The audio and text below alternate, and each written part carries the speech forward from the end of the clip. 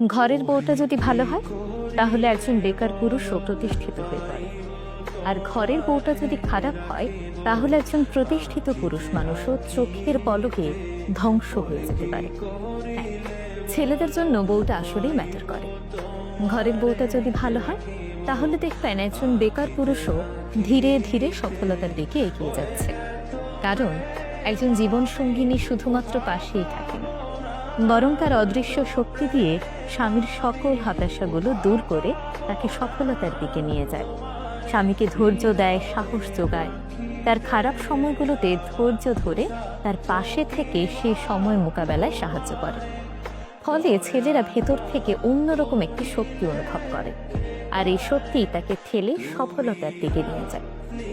অপরদিকে ঘরের বউটি যদি চরিত্রের দিক থেকে খারাপ হয়, নেতিবাচক মনোভাবের হয়, তাহলে একজন প্রতিষ্ঠিত পুরুষও ভেতর থেকে ভেঙে পড়ে।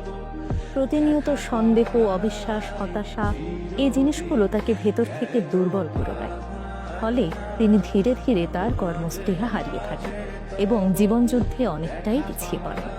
তাই ছেলেদের জীবনে স্ত্রী আসলেই ম্যাটার করে, কারণ স্ত্রী শুধু একজন সঙ্গীই নন, তার চলার পথে সাহসের উৎস কিংবা ধ্বংসের কারণ। একটি সম্পর্কের সৌন্দর্য তখনই ফুটে ওঠে যখন একজন আরেকজনের শক্তি হন। তাই বিয়ে শুধুমাত্র সামাজিক দায়িত্ব নয়, বিয়ে জীবনের সবচেয়ে গুরুত্বপূর্ণ সিদ্ধান্ত। তাই এমন একজনের হাতেই নিজের ভবিষ্যৎ তুলে দেবেন যাকে আপনি বিশ্বাস করতে পারেন।